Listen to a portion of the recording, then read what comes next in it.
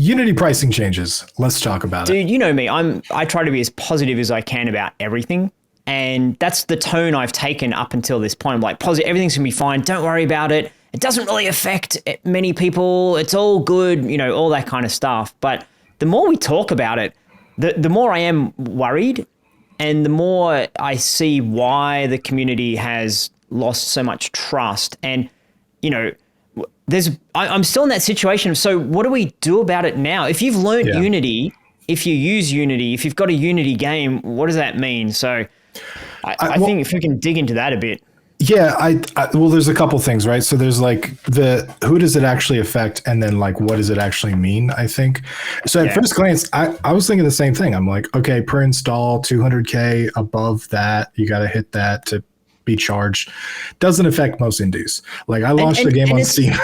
Exactly. And it's the whole, and then you can buy extra $2,000 for a seat, and then those thresholds go up to $1 million. It's like, oh, if I made $1 million, what a great situation to be in. So I think I've dismissed the fundamental problem because I was so quick to say $1 million. Most of the people that we hang out with are hobbyists. They're making $0. They're making $10. They're making $1,000. So I'm like, this isn't going to affect us all that much. So I think I was too quick to dismiss what's really going on here. Yeah. So the elephant in the room is this change doesn't just apply to new Unity installs, new games, but it retroactively applies to previous Unity games. So I could be a dude who agreed to a license for Unity as a tool. I used the tool. I made a game. I released the game. I no longer use the tool. And starting 2024, Unity is going to start billing me for a license I did not agree to, which is not cool. That's not cool at all. That doesn't make sense. Like we had an agreement to use your software, and now you're going to charge me per wait a minute. We didn't have that agreement. Do you think all of this goes away if Unity comes out and says, actually, anyone who used version, for example, 2022 or 2023 and earlier, this won't apply to you. Anyone retroactively, it won't apply. But if you want to use our new software with all the new AI bells and whistles, whatever it is they're going to, say, here's the reason for it, here's the plan for you. Do you think it goes away, or do you think, obviously there's been a trust, we can talk about trust a little bit more. They should have started there. That's the problem. Let's talk about there. If they'd started there, do you think people would be okay with that? Would you be okay with that? I don't use Unity for exact reasons. I don't. I'm Construct 3 and Godot. So like that's full disclosure too. Like I have no skin in the game. So like but I really hate when corporations get like greedy like this, right? Because that's what it feels like. That would be the logical thing. You're going to change licensing, change it on your new version so people can know what they're entering into, right? They can choose, make the choice. I will agree to those terms to use your software. Therefore, it's an agreement between two parties rather than have something swept under the rug and just forced on you. At this point, though, I don't think people would be happy if they just change it to that, because now what comes into question is if they did this once, they can do this again.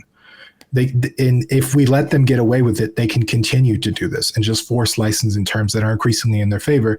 And the big sentiment is they're a public company who they have to like constantly get new revenue every quarter. Why would they continue? Why would they not continue to do this? Like, you know what I mean? Like it just makes revenue sense to just continually extort people for money. So who does this impact? So I think when I looked at our community, and full disclosure, we make courses where we teach people Unity. We don't get any money from Unity. Unity doesn't pay us. Unity doesn't sponsor us. We don't get money from Unity, but our community says we'd like to learn Unity, so we make courses for that. But we also make courses for Unreal, for Godot, for Construct 3, as you said, for Blender. So we're engine agnostic. Whatever our community wants to learn, we'll try to teach them as best we can. But it's important because people ask us that. It's like, don't you make money from Unity? It's like, if Unity goes under, that's not good for us. But it's also not good for people who are out there wanting to make games in Unity. It's not good for anyone if Unity goes under. So that's the I think we need to be open about that stuff. Yeah, I think you had a good point though, Rick, because one of the things you mentioned to me was that like Unity is a amazing piece of software with hundreds of thousands, maybe millions of man hours into it. And a lot of people can just use it for free, which we take that for granted a little bit, I think, because it's like it's just always been free. So it's just like use it or for whatever. And they are a company that has to make money. We totally get that. Like, I don't think anybody's against that. It's just, I think it's the retroactive stuff that everybody's kind of like, what the hell? And then the other thing is like, I think there's a really big distrust on how Unity is going to calculate it. Because basically what they've said at any Q&A is, which installs do you count? How are you going to know how many installs I have, all that? And they were basically just like, trust me, bro, we can calculate it. And it's like, can you though? Can you tell the difference between a pirated copy and a demo copy and all these different copies? Can you really? That's okay if there's already a high amount of trust you have with an organization, and they make a small change, and you're like, I'm a bit worried about the small change. They're like, don't worry, trust us. Have we ever let you down? You're like, oh, okay, it'll be fine. They'll have their trust and safety team. They'll have hundreds of people working on this, and you're like, it'll be all cool. I think the challenge is when they've said there's a couple of things that we've done that have eroded trust, and people are looking at that and saying, well, then how can we trust you for the black box?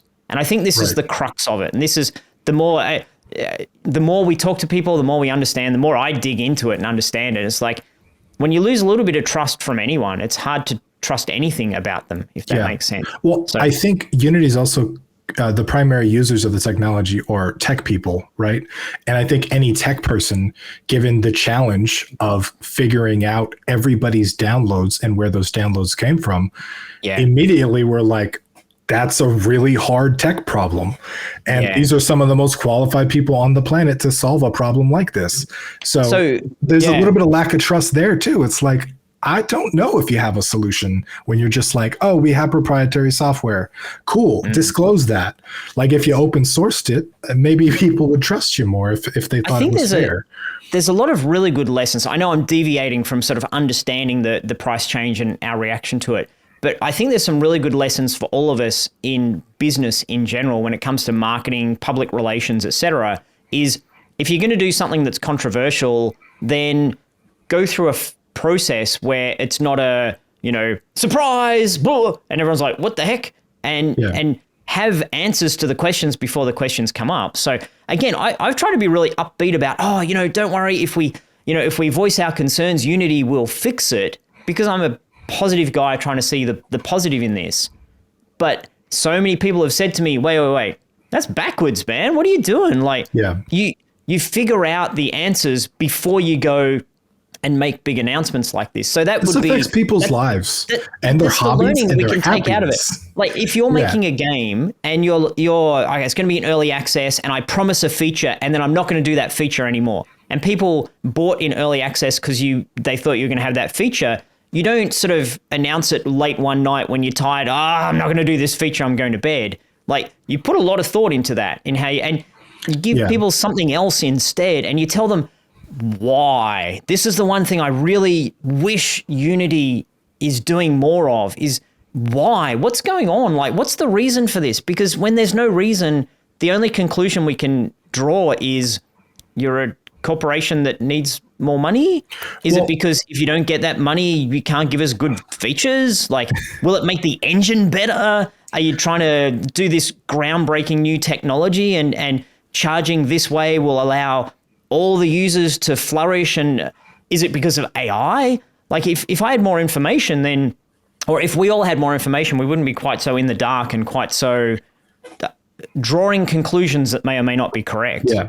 Well, I think all of what you just said, in addition to the fact that installs don't actually seem trackable, whether Unity says they are or not, in addition to the fact that the license was just completely retroactive and affects all Unity versions, makes the whole idea seem half-baked. It seems like some dude wrote some shit on a napkin and then like pushed it out, which then erodes the trust even further, because then you're like, why didn't you think about all these edge cases? Why weren't these in the FAQs? Why do you have to update your documents so many times in 3 days to like clarify all these things. Like, yes, it is a poor communication, but if all this stuff had been thought through, and maybe it was just purely on the communication side, we don't know. Maybe it was. But that does not help with the whole trust issue, right? Yeah. And especially with other changes that erode that trust. So now nobody trusts them at all. And dude, I'm a Unity person. Like, that's the engine that I know more. I've used Unreal, I've used Godot, I've used all the engines, but I'm more Unity than I am anything else. So I desperately want to get out there and say to people, let's trust Unity. I believe in Unity. But each time I say that, I'm saying that about the engine, and I'm confused. I'm confused about, like, I don't want to say anything. These are the sorts of things. If you come out in a video and you're like, oh, they're all bad, then, in 2 weeks' time, something changes and you're like, oh, I wish I hadn't have said that 2 weeks ago. So I'm being a little bit careful with how I approach this, because I appreciate that. I don't want to. No one wants to, dude. No one wants to have the pitchforks and the flames and be like, let's storm the headquarters and revolt. No one wants to have to do that.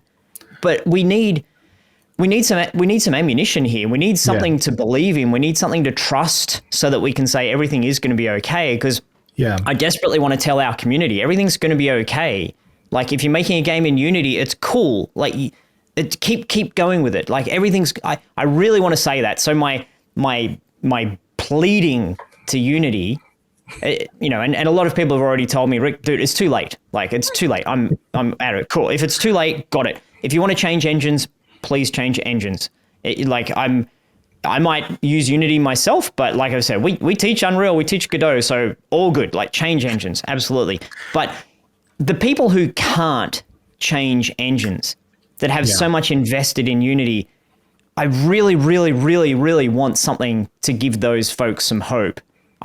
So please, Unity, I know they're not watching this or listening to this, but I hope they give us something so that trust can be repaired for those people who feel the trust is gone. Yeah. And I know we'll get comments, people saying, Rick, it's too late. I'm out of here. And just want to say one more time, if that's you, not a problem, do what is important for you. But how can we save those people who don't want to leave? Rick, one of the things I love about you is you're so positive on stuff, and it's empowering. You have a more positive outlook on this than I do. I think we're going to end up in a cyberpunk dystopia where are going to be megacorps and everything's going to be crazy. Maybe I'm being ignorant and naive, saying everything will work out okay. It's Rick, have you seen what's going on in the world? It's like, I think the balance in that is good though. And when I back up from this again, like, I don't have any skin in the game. I choose Construct and Godot for reasons like this. But I think they've got to back up at some point. I don't think people are going to stand for this. I mean, the people that are affected hard. There's people that have released games several years ago at this point that are now going to get big bills from Unity that they didn't agree to. That's the bit that I find. Like, my first reaction was, it's fine, $1 million, all good. But if you've got a game that's out there, if you hadn't factored this in, and it's if you're giving away games and installs and free to play, and I'm not really a mobile developer. I've done that in the past. I enjoy more premium games, Steam games. I like that. And that model saying, well, just add an extra, 5 to 20 cents per sale cost. It's like, I guess I could weather that. But if you're out there, if your model is saying, I need to give away whatever, free downloads of 1,000 copies of my game, or 1,000 downloads to get one person who wants to pay me money, like, if that's your model, then that becomes unsustainable if you then have to pay it. But again, you made this point, really good point. If you know about that in advance, then you change the way you're making your game. But if your game's already made, or you're halfway through it, or you're planning it, or whatever, you just can't change it. You can't get there and say, "Oh, okay, well now I'll change my model. It's not a free download. It's now a whatever." I think you brought up one of the more minor points too, and this is still a point, even though it's like a minor point. Is it this sort of like non-fairly target certain genres, right? So it's like before you use the tool takes a fraction of your revenue. Cool. It's even, make any genre, make any monetization method, make any business model that you want. Yep. Just give us a percent. Cool. Now it's like, oh, you got that business model? You owe us this much. Oh, that business model? Okay, you're good. You just owe us this much.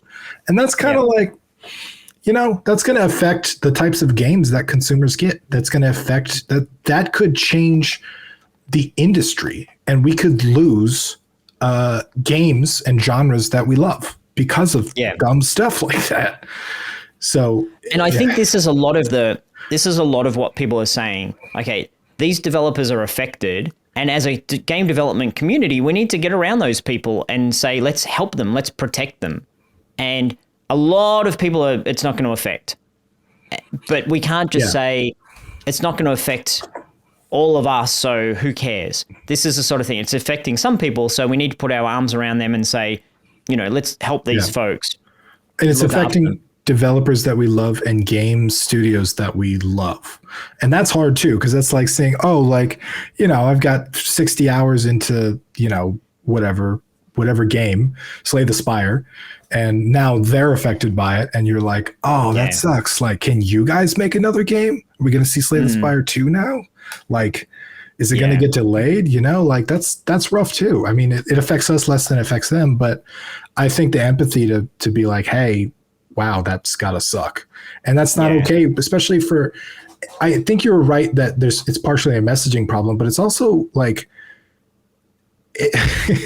I don't know any other way to justify retroactive license changes other than a cash grab, because honestly, if you would have said it happened, it takes place with Unity 2024 version or whatever, I think they knew that this would have gotten boycotted. People would have been like, okay, we're not using that version then.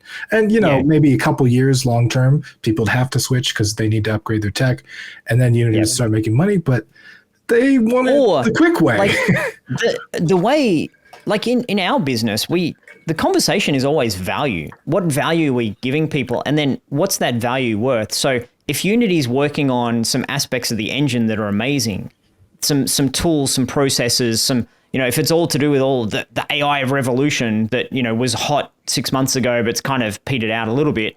If there's something amazing coming and they're like, we're going to give you something amazing and we need to charge you more for it, then you can connect the dots. And more I think value, more money, but they didn't say that. They're like, same value, more money. Yeah. And that's the bit that's, and relying upon the majority of people saying, okay, well, I'm not making as much money as you're talking about, so I should be cool. Then, yeah. And Tim, I was straight up wrong. I thought, oh, this is a tax on the rich.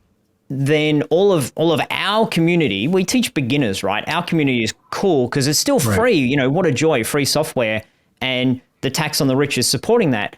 But I think I was wrong with that. I don't think this is a tax on the rich.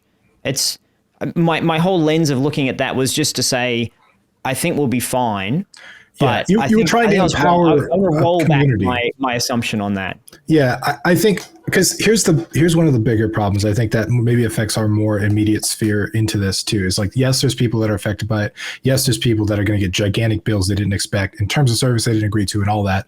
But now there's an entire community of people just learning Unity, or hobbyists, or people that are like trying to make games, and they're scared now. They're like, what's gonna happen? Like, should I still use this thing? Or like, what if I randomly get successful and then I get a gigantic bill from Unity that I can't afford? And they're also, like they're uncertain now. And that sucks, because it's like, it takes so much effort just to learn Unity and just to build an entire game that all this other stuff, man, is just too much. It's too much. I agree. It's really, I mean, we've both been in this situation. It's really hard to make a game. It's very emotionally draining. It takes a long time, a lot of focus and a lot of effort. And I agree. If the primary tool that you're using does something that doesn't make sense and you don't agree with and has a whole lot of O's in it, then you look at it and say, what do I do now? So again, like if I could wave the magic wand and have a wish, I would wish that Unity would correct enough of this situation in people's eyes that the majority of people say, okay, I can stay with Unity. I can, this will be okay. I'm not going to have a problem in the future. That'd be my wish. The people who have already lost the trust, cool, go, move on, not a problem. Do what you need to do. But I don't know. I don't know if I can wave that magic wand and this can happen.